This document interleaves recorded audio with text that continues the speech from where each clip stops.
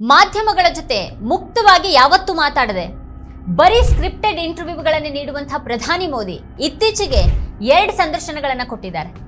ಮೊನ್ನೆ ತಮಿಳುನಾಡಿನ ತಂತಿ ಟಿವಿ ಚಾನೆಲ್ಗೆ ಒಂದು ಸಂದರ್ಶನ ಕೊಟ್ಟು ಅಲ್ಲೂ ಬರೀ ತಮ್ಮ ಪ್ರಶಂಸೆಯ ಪ್ರಶ್ನೆಗಳನ್ನೇ ಕೇಳಿಸಿ ಉತ್ತರ ಕೊಟ್ಟರು.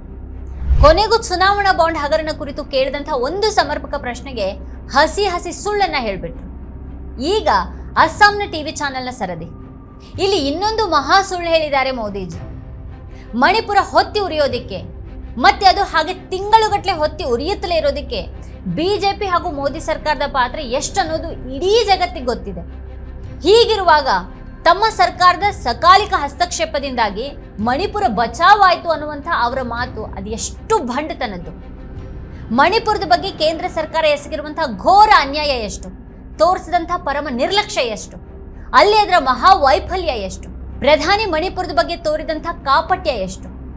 ಆದರೆ ಈಗ ಮಾತ್ರ ಇಂಥದ್ದೊಂದು ಮಹಾ ಸುಳ್ಳು, ಯಾವ ಲಜ್ಜೆಯೂ ಇಲ್ಲದೆ ಹೀಗೆ ದೇಶದ ಪ್ರಧಾನಿಯಾದವರು ಈ ರೀತಿ ಅನಾಯಾಸವಾಗಿ ಸುಳ್ಳು ಹೇಳೋದು ಸಾಧ್ಯವಾಗುತ್ತಾ? ಪ್ರಧಾನಿ ಏನೇನು ಹೇಳಿದ್ದಾರೆ ಆ ಸಂದರ್ಶನದಲ್ಲಿ ಅನ್ನೋದನ್ನ ಒಮ್ಮೆ ಗಮನಿಸೋಣ. ಮಣಿಪುರದಲ್ಲಿನ ಸೂಕ್ಷ್ಮ ಸನ್ನಿವೇಶವನ್ನು ನಿಭಾಯಿಸೋದು ಎಲ್ಲರ ಹೊಣೆಗಾರಿಕೆ ಅಂತ ಅವರೀಗ ದೊಡ್ಡದಾಗಿ ಹೇಳ್ತಾ ಇದ್ದಾರೆ. ಹೊತ್ತಿ ಉರಿತಾ ಇದ್ದಂತಹ ಮಣಿಪುರಕ್ಕೆ 11 ತಿಂಗಳಲ್ಲಿ ಒಮ್ಮೆಯೂ ಹೋಗಲಾರದ ಪ್ರಧಾನಿ ಯಾಕೆ ಸಾಮೂಹಿಕ ಹೊಣೆಗಾರಿಕೆ ಮಾತನಾಡ್ತಾ ಇದ್ದಾರೆ? ಇದು ಆತ್ಮವಂಚನೆ ಅಲ್ವಾ? ಕೇಂದ್ರ ಸರ್ಕಾರ ಸಮಯಕ್ಕೆ ಸರಿಯಾಗಿ ಮಧ್ಯಪ್ರವೇಶ ಮಾಡಿದ್ರಿಂದಾಗಿ ಮತ್ತು ರಾಜ್ಯ ಸರ್ಕಾರದ ಪ್ರಯತ್ನಗಳಿಂದಾಗಿ ಅಲ್ಲಿನ ಸ್ಥಿತಿ ಬಹಳ ಸುಧಾರಿಸಿದೆ ಅನ್ನೋದು ಅವ್ರು ಹೇಳಿದಂತಹ ದೊಡ್ಡ ಸುಳ್ಳು. ಮಣಿಪುರ ಸಂಘರ್ಷವನ್ನ ಬಗೆಹರಿಸೋದಿಕ್ಕೆ ಸಂಪೂರ್ಣ ತೊಡಗಿಸಿಕೊಳ್ಳಲಾಗಿತ್ತು ಅಂತ ಹೇಳ್ತಾ ಇರೋದು ಮತ್ತೊಂದು ಸುಳ್ಳು. ಸಂಘರ್ಷ ತೀವ್ರವಾಗಿದ್ದಂಥ ಹೊತ್ತಿನಲ್ಲಿ ಅಮಿತ್ ಶಾ ಮಣಿಪುರದಲ್ಲಿದ್ರು, 15ಕ್ಕೂ ಹೆಚ್ಚು ಸಭೆಗಳನ್ನು ನಡೆಸಿದ್ರು, ರಾಜ್ಯ ಸರ್ಕಾರಕ್ಕೆ ಪೂರ್ತಿ ಬೆಂಬಲವಾಗಿ ಕೇಂದ್ರ ಸರ್ಕಾರ ನಿಂತಿತ್ತು ಅಂತೆಲ್ಲ ಅವ್ರ ಸಂದರ್ಶನದಲ್ಲಿ ಹೇಳಿದ್ದಾರೆ. ಆದ್ರೆ ಪ್ರಧಾನಿ ಮೋದಿ ಹೇಳ್ತಾ ಇರೋದಿಕ್ಕೂ ಮಣಿಪುರ ಸಂಘರ್ಷದ ಹೊತ್ತಿನ ಕಟು ವಾಸ್ತವಕ್ಕೂ ಅಜಗಜಾಂತರ. ಮಣಿಪುರ ಸಂಘರ್ಷದಲ್ಲಿ 219 ಮಂದಿ ಬಲಿಯಾಗಿ ಹೋದ್ರು, ಸಾವಿರಾರು ಮಂದಿ ನಿರಾಶ್ರಿತರಾದ್ರು. ಇವತ್ತಿಗೂ ಅಲ್ಲಿನ ಮುಗ್ಧ ಸಮುದಾಯಗಳ ಬದುಕು ಅತಂತ್ರಾನೇ ಆಗಿದೆ. ಇಷ್ಟೆಲ್ಲ ಆದ್ರೂ ಈ ದೇಶದ ಪ್ರಧಾನಿಯ ಹೃದಯ ಮಾತ್ರ ಕರಗ್ತಾನೆ ಇಲ್ಲ. ಕಿಂಚಿತ್ ಪಶ್ಚಾತ್ತಾಪ ಕೂಡ ಇಲ್ಲದೆ ಈಗ ಸುಳ್ಳುಗಳನ್ನ ಹೇಳ್ತಾ ಇರೋದು ಬೇರೆ. ಹೋದ ವರ್ಷ ಮೇ ತಿಂಗಳಲ್ಲಿ ಮಣಿಪುರ ಹೊತ್ತಿ ಉರಿಯೋದಿಕ್ಕೆ ಶುರುವಾದಾಗ ಪ್ರಧಾನಿ ಮೋದಿ ಹಾಗೂ ಗೃಹ ಸಚಿವ ಅಮಿತ್ ಶಾ ಕರ್ನಾಟಕದಲ್ಲಿ ದಿನಗಟ್ಟಲೆ ಚುನಾವಣಾ ಪ್ರಚಾರವನ್ನ ಮಾಡ್ತಾ ಇದ್ರು. ಆಗ ಅವರು ಮಣಿಪುರದತ್ತ ಕಣ್ಣೆತ್ತಿ ಕೂಡ ನೋಡ್ಲಿಲ್ಲ. ಕರ್ನಾಟಕ ಚುನಾವಣೆ ಎಲ್ಲ ಮುಗಿದ ಮೇಲೆ ಮೇ ತಿಂಗಳ ಅಂತ್ಯಕ್ಕೆ ಗೃಹ ಸಚಿವ ಅಮಿತ್ ಶಾ ಮಣಿಪುರಕ್ಕೆ ಹೋಗಿ ಬಂದ್ರು. ಆದ್ರೆ ಅವ್ರು ಹೋಗಿ ಬಂದ ಮೇಲೆ ಮಣಿಪುರದಲ್ಲಿ ಹಿಂಸಾಚಾರ ಇನ್ನಷ್ಟು ಹೆಚ್ಚಾಯ್ತು, ಇನ್ನಷ್ಟು ಅಮಾಯಕ ಜೀವಗಳು ಬಲಿಯಾದವು. ಅಮಿತ್ ಶಾ ಮಣಿಪುರಕ್ಕೆ ಹೋದ್ರು, ಅಲ್ಲಿ ಹಿಂಸಾಚಾರಕ್ಕೆ ಕಡಿವಾಣ ಹಾಕೋ ನಿಟ್ಟಿನಲ್ಲಿ ಪ್ರಾಮಾಣಿಕವಾಗಿ ಪ್ರಯತ್ನ ಮಾಡಲೇ ಇಲ್ಲ ಅಂತ ವ್ಯಾಪಕ ದೂರುಗಳು ಕೇಳಿ ಬಂದವು. ಎಲ್ಲದಕ್ಕಿಂತ ಮುಖ್ಯವಾಗಿ ಮಣಿಪುರದ ಬಿಜೆಪಿ ಸರ್ಕಾರದ ನೀತಿ ಹಾಗೂ ಅದರ ಕಾರ್ಯವೈಖರಿನೇ ಅಲ್ಲಿ ಹಿಂಸಾಚಾರ ಭುಗಿಲೇಳೋದಿಕ್ಕೆ ಕಾರಣ ಆಗಿತ್ತು. ಹಿಂಸಾಚಾರ ಶುರು ಆದ ಮೇಲೂ ತಿಂಗಳುಗಟ್ಟಲೆ ಅದನ್ನು ತಡೆಯುವಲ್ಲೂ ಅಲ್ಲಿನ ಬೀರೇಂದ್ರ ಸಿಂಗ್ ನೇತೃತ್ವದ ಬಿಜೆಪಿ ಸರ್ಕಾರ ಸಂಪೂರ್ಣ ವಿಫಲ ಆಯಿತು. ಆದರೂ ಅಲ್ಲಿನ ಸಿಎಂ ಅನ್ನು ಅವರು ಬದಲಾಯಿಸಲೇ ಇಲ್ಲ. ಮಣಿಪುರ ಹೊತ್ತಿ ಉರಿಯತೊಡಗಿದ ನಂತರ ಕಳೆದ ವರ್ಷದ ಮೇ ತಿಂಗಳಿನಿಂದ ವಿಶ್ವದ ಇದ್ದಬದ್ದ ದೇಶಗಳನ್ನೆಲ್ಲ ಸುತ್ತಿ ಬಂದಿರುವಂತಹ ಪ್ರಧಾನಿ ಒಮ್ಮೆ ಆದ್ರೂ ಮಣಿಪುರಕ್ಕೆ ಹೋಗುವಂತ ಮನಸ್ಸು ಮಾಡಲಿಲ್ಲ. ಅಲ್ಲಿನ ಜನರಿಗೆ ಸಾಂತ್ವನ ಹೇಳಲಿಲ್ಲ. ಮಣಿಪುರದ ನಿಯೋಗ ಭೇಟಿಗೆ ಬಂದ್ರೆ ಅವ್ರಿಗಾಗಿ 5 ನಿಮಿಷ ಕೊಡೋದಕ್ಕೆ ಸಿದ್ಧರಿರಲಿಲ್ಲ ಪ್ರಧಾನಿ ಮೋದಿ.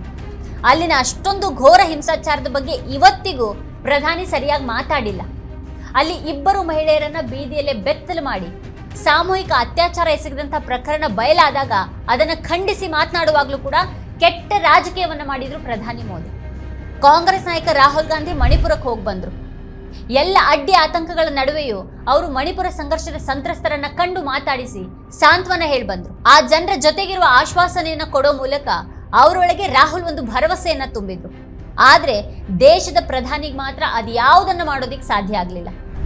ದೇಶದ ಒಂದು ರಾಜ್ಯದ ಬಗ್ಗೆ ಇಂಥ ತಾತ್ಸಾರ ತೋರದ ಪ್ರಧಾನಿ ಈಗ ಯಾಕೆ ಇಂಥ ಹಸಿ ಸುಳ್ಳುಗಳನ್ನ ಹೇಳ್ತಾ ಇದ್ದಾರೆ? ಮಡಿಲ ಮೀಡಿಯಾಗಳು ಇವ್ರು ಹೇಳಿದ್ದನ್ನೆಲ್ಲ ತೋರಿಸ್ಲಿಕ್ಕಿವೆ ಅಂದ ಮಾತ್ರಕ್ಕೆ ಜನರ ಕಿವಿ ಮೇಲೆ ಹೂ ಇಡೋದಿಕ್ಕೆ ನೋಡ್ತಾ ಇದ್ದಾರೆ ಪ್ರಧಾನಿ.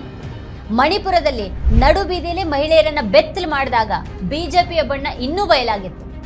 ಮಣಿಪುರದಲ್ಲಿ ಮಹಿಳೆಯರನ್ನ ಪೊಲೀಸರ ಸಮ್ಮುಖದಲ್ಲಿಯೇ ಹಾಗೆ ನಡೆಸ್ಕೊಳ್ಳಲಾಯಿತು ಅನ್ನೋದು ನಾಚಿಕೆಗೇಡಿನ ವಿಷಯ ಅಂತ ಅವ್ರು ಯಾರಿಗೂ ಅನ್ನಿಸ್ಲೇ ಇಲ್ಲ.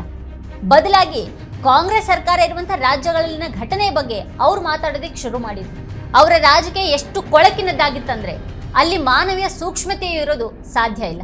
ಮಣಿಪುರಕ್ಕೆ ಭೇಟಿ ನೀಡೋದು ಹಾಗಿರ್ಲಿ, ಮಣಿಪುರ ಕುರಿತು ಸಂಸತ್ತಿನಲ್ಲಿ ಹೇಳಿಕೆ ಕೊಡುವಂತೆ ಮಾಡೋದಕ್ಕೆ ವಿಪಕ್ಷಗಳು ಅವಿಶ್ವಾಸ ನಿರ್ಣಯವನ್ನು ಮಂಡಿಸಬೇಕಾಯಿತು. ಅಷ್ಟಾದ ಮೇಲೂ ಮಣಿಪುರ ಕುರಿತು ಅವ್ರು ಮಾತಾಡಿದ್ದೇನು? ಅವ್ರ ಭಾಷಣ ಎಲ್ಲ ಬರೀ ರಾಜಕೀಯಕ್ಕೆ ಮೀಸಲಾಗಿ ಹೋಗಿತ್ತು. ಕಳೆದ ವರ್ಷದ ಆಗಸ್ಟ್ನಲ್ಲಿ ಸಂಸತ್ನಲ್ಲಿ ಅವರು ಮಾಡಿದಂತಹ 2 ಗಂಟೆ 20 ನಿಮಿಷಗಳ ಭಾಷಣದಲ್ಲಿ ಮಣಿಪುರದ ವಿಚಾರವಾಗಿ ಮಾತಾಡಿದ್ದು 10 ನಿಮಿಷಗಳಿಗಿಂತ ಕಡಿಮೆ. ಅಲ್ಲಿಯೂ ಮಣಿಪುರ ಸಮಸ್ಯೆಯ ಮೂಲವನ್ನ ಮತ್ತೊಮ್ಮೆ ಕಾಂಗ್ರೆಸ್ ತಲೆಗೆ ಕಟ್ಟುವಂತಹ ಯತ್ನ ಮೋದಿ ಶಾ ಜೋಡಿಯಿಂದ ನಡೆಯಿತು. ಮೋದಿ ಮಣಿಪುರಕ್ಕೆ ಹೋಗಲೂ ಇಲ್ಲ, ಮಣಿಪುರದ ಬಗ್ಗೆ ಹೃದಯದಿಂದ ಮಾತಾಡಲೂ ಇಲ್ಲ. ತಮ್ಮದೇ ಪಕ್ಷದ ಮುಖ್ಯಮಂತ್ರಿಯನ್ನ ವೈಫಲ್ಯದ ಹೊಣೆ ಹೊರಿಸಿ ಕೆಳಗಿಳಿಸೋದನ್ನ ಕೂಡ ಅವ್ರು ಮಾಡಲಿಲ್ಲ. ಕೊನೆಗೆ ಮಣಿಪುರದ ಅಭಿವೃದ್ಧಿ ಕಾಮಗಾರಿಗಳನ್ನ ಕೂಡ ಅಲ್ಲಿಗೆ ಹೋಗದೆ ಆನ್ಲೈನ್ನಲ್ಲಿ ಉದ್ಘಾಟಿಸಿದ್ರು ಪ್ರಧಾನಿ ಮೋದಿ. ಇದು ಮಣಿಪುರ ವಿಚಾರದಲ್ಲಿ ಮೋದಿ ಧೋರಣೆ. ಅಂಥವರಿಗೆ ಮಣಿಪುರ ಕುರಿತಾಗಿ ಕಳಕಳಿ ಇರೋದಕ್ಕೆ ಹೇಗೆ ಸಾಧ್ಯ? ಮೋದಿ ಸರ್ಕಾರ ಮನಸ್ಸು ಮಾಡಿದ್ರೆ ಅಷ್ಟು ಕಾಲ ಮಣಿಪುರ ಹೊತ್ತಿ ಉರಿಬೇಕಾಗಿತ್ತ? ಸ್ವತಃ ಸರ್ಕಾರ ಮೈತೇಯಿ ಸಮುದಾಯದ ಪರ ಇದ್ದುಕೊಂಡು ಕೂಕಿ ಸಮುದಾಯವನ್ನ ದಮನಿಸೋದ್ರಲ್ಲಿ ತೊಡಗಿತ್ತನ್ನುವಂತಹ ವ್ಯಾಪಕ ಆರೋಪಗಳು ಕೇಳಿಬಂದವು. ಕೋಮು ಸಂಘರ್ಷ ಅಥವಾ ಜನಾಂಗೀಯ ಸಂಘರ್ಷ 24 ಗಂಟೆ ಒಳಗೆ ಹದ್ದುಬಸ್ತಿಗೆ ಬರದೆ ಹೋದ್ರೆ ಅದರಲ್ಲಿ ಏನೋ ಚಿತಾವಣೆ ಇದೆ ಅಂತಾನೆ ಅರ್ಥ ಅಲ್ವಾ? ಮಣಿಪುರ ಸಂಘರ್ಷವನ್ನ ನಿಲ್ಲಿಸೋದು ಸರ್ಕಾರಕ್ಕೆ ಬೇಕಾಗಿರ್ಲೇ ಇಲ್ಲ ಅಲ್ವಾ? ಹಲವು ದಶಕಗಳಿಂದ ಬಹುಪಾಲು ಜನರು ವಿರೋಧ ಮಾಡ್ತಾ ಇದ್ರು ಸಶಸ್ತ್ರ ಪಡೆಗಳ ಸಾಮಾಜಿಕ ಅಧಿಕಾರಿಗಳ ಕಾಯ್ದೆ ಅಂದ್ರೆ AFSPA ಹೇರಬೇಕು ಅಂತ ಮಣಿಪುರಿಗಳ ಒಂದು ವಿಭಾಗ ಒತ್ತಾಯಿಸಿದ್ ಯಾಕೆ? ಯಾವುದೋ ವ್ಯವಸ್ಥಿತ ಕೈವಾಡ ಇಲ್ಲದೆ ಅದು ನಡೀತಾ ಅಥವಾ ನಡೆಯೋದಿಕ್ ಸಾಧ್ಯ ಆಯ್ತಾ? ಮಣಿಪುರದಲ್ಲಿ ಶಾಶ್ವತ ವಿಭಜನೆಯನ್ನ ಉಂಟು ಮಾಡೋದು ಅದರ ಹುನ್ನಾರ ಆಗಿತ್ತಲ್ವಾ? ಮಣಿಪುರದಲ್ಲಿ ಅವ್ಯವಸ್ಥೆ ತಲೆದೋರೋದು, ಅಲ್ಲಿ ಅನಿಶ್ಚಿತತೆ ಉಂಟಾಗೋದು, ಅಲ್ಲಿನ ಅಸ್ಥಿರತೆ ಮತ್ತು ಹಿಂಸಾಚಾರ ಮೋದಿ ಸರ್ಕಾರಕ್ಕೆ ಬೇಕಾಗಿತ್ತಲ್ವಾ? ಮಣಿಪುರ ಹಿಂಸಾಚಾರದ ಬಗ್ಗೆ ಮೋದಿ ಸರ್ಕಾರ ತಲೆಯನ್ನೇ ಕೆಡಿಸ್ಕೊಳ್ಳಿಲ್ಲ. ಅದರ ಮೌನ ಮತ್ತು ನಿಷ್ಕ್ರಿಯತೆಯ ಹಿಂದೆ ಮಣಿಪುರದ ಅಸ್ತವ್ಯಸ್ತ ಸ್ಥಿತಿಯನ್ನ ತನಗೆ ಅನುಕೂಲಕರವಾಗಿಸಿಕೊಳ್ಳುವಂತಹ ಉದ್ದೇಶನೇ ಇತ್ತನ್ನೋದು ರಹಸ್ಯ ಏನಲ್ಲ.